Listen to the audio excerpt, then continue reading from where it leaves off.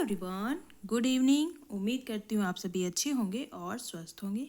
आज की इस वीडियो में हम बात करेंगे लखनऊ यूनिवर्सिटी पीएचडी एडमिशन के बारे में।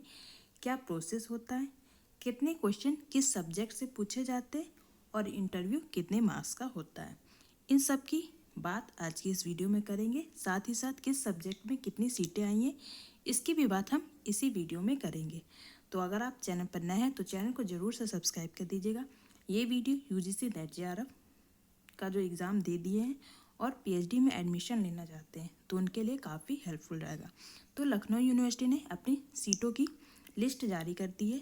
जो लखनऊ यूनिवर्सिटी में फॉर्म फिल करने की लास्ट डेट है वो है 22 फरवरी। अगर आप एलिजिबल हैं तो 22 फरवरी तक अप्लाई कर दीजिएगा। ये सीट है, ठीक है। सबसे पहले हम पैटर्न की बात कर दें तो लखनऊ यूनिवर्सिटी में जो एंट्रेंस एग्ज़ाम होता है उसमें क्या माइनस मार्किंग नहीं होती है, नो नेगेटिव मार्किंग होती है, ठीक है। कोई भी नेगेटिव मार्किंग नहीं होती है और टोटल आपको 70 क्वेश्चन एग्ज़ाम में पूछे जाते हैं, जिसमें से 35 क्वेश्चन आपके स्पेसिफिक सब्जेक्ट के होते हैं और 35 क्वेश्चन आपके रिसर्च एप्टीट्यूड के होते हैं। सिर्फ 35 क्वेश्चन आपके जो सब्जेक्ट रिलेटेड है, जैसे सोशोलॉजी है, हिस्ट्री है, सिविक्स है, कोई भी आपका सब्जेक्ट हो उससे होंगे और 35 क्वेश्चन आपके रिसर्च से रिलेटेड होंगे और 30 मार्क्स का आपका इंटरव्यू होता है। ये टोटल आपका 100 मार्क्स से आपका मेरिट लिस्ट बनती है, ठीक है। तो इस अकॉर्डिंग आप लोग तैयारी करिएगा। कोई नेगेटिव मार्किंग नहीं है तो कोई प्रॉब्लम नहीं होगी, आप सारे क्वेश्चन आराम से अटेम्प्ट कर सकते हैं।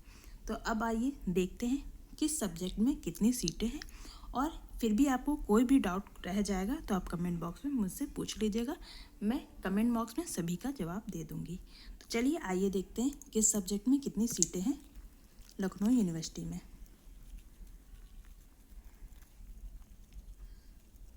ये जो सीटें दी गई हैं ये क्या है, जो लखनऊ यूनिवर्सिटी में टीचर्स हैं उनके अंडर जो सीटें हैं उनकी संख्या इधर दी गई है, और लखनऊ विश्वविद्यालय से संबद्ध महाविद्यालयों में जो शिक्षकों के अंदर सीटें हैं उसकी संख्या यहाँ पर दी गई है, और लास्ट में ये कुल सीटों की संख्या दी गई है और कुछ अंशकालिक सीटों की संख्या दी गई है। अंशकालिक मतलब प्राइवेट, कुछ लोग होते हैं ना जो जॉब करते हैं तो हाफ पीएचडी करते हैं, पार्ट टाइम पीएचडी करते हैं, तो उनकी सीटें ये दी गई हैं।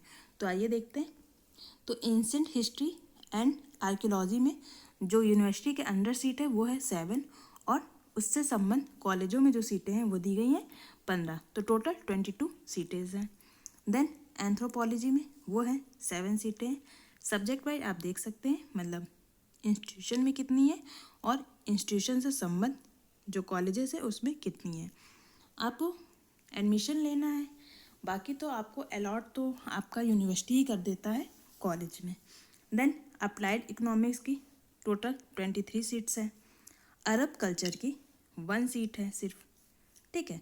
अरेबिक की कितनी है, इसकी 2 सीट्स हैं, और बायोकेमिस्ट्री की 12 सीट है, 12 सीट है। बॉटनी की सीट है वो है 40। केमिस्ट्री की सीट्स हैं 74, 74 है केमिस्ट्री की, अच्छी खासी सीट है। देन आता है कॉमर्स, कॉमर्स में 26 सीटें हैं। कंप्यूटर साइंस में 3 सीटें हैं। डिफेंस स्टडीज़ में भी 6 सीट्स हैं। देन आपका आता है इकोनॉमिक्स, इकोनॉमिक्स में टोटल कितनी सीट्स हैं, ये हैं आपकी 38। फिर आता है एजुकेशन और इंग्लिश, एजुकेशन और इंग्लिश दोनों में 44 सीटें हैं, ठीक है, दोनों में 44 सीटें हैं।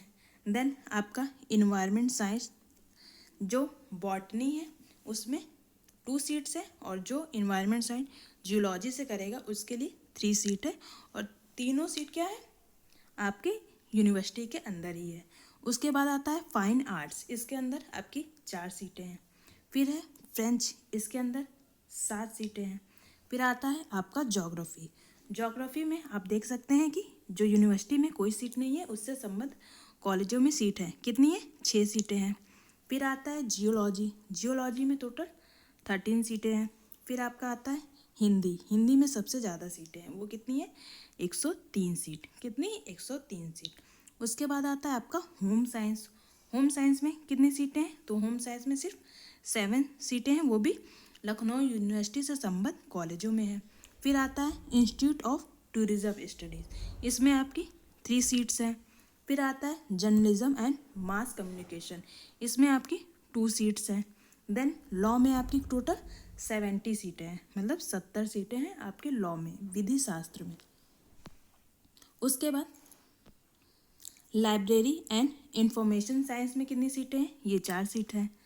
मैनेजमेंट स्टडीज़ में कितनी है, MBA में 6 सीट्स दी गई हैं, और मैथमेटिक्स में 18 सीटें हैं।